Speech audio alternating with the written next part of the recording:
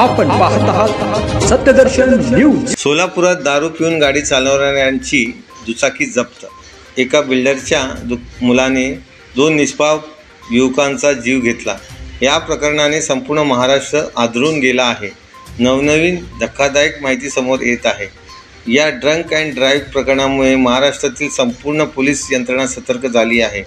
Solapur police आयुक्तालयाने रात्रीच्या सुमारास दारू पिऊन गाडी चालवणाऱ्यांच्या तपासण्या सुरू केल्या आहेत। MIDC पोलीस ठाण्याच्या हद्दीमध्ये जुना कुंभारी नाका या ठिकाणी वाहतूक शाखेच्या पोलिसांनी रात्रीच्या सुमारास फिरणाऱ्या नागरिकांच्या गाड्या अडवून त्यांची तपासणी केली।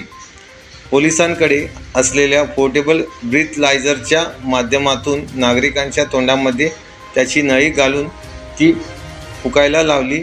त्यामुळे शरीरातील अल्कोहोलचे प्रमाण समजून आले।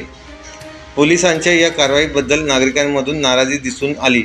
पोलीस आणि नागरिक मध्ये गोंधळ उडाल्याचे चित्र होते। सोलापुरात असे अचानक झाल्याने नागरिकसुद्धा घाबरल्याच्या अवस्थेत पाहायला मिळाले। पोलिसांनी दारू पिऊन गाडी चालवणाऱ्या काही लोकांच्या दुचाकी जप्त केल्याची कारवाई केली आहे।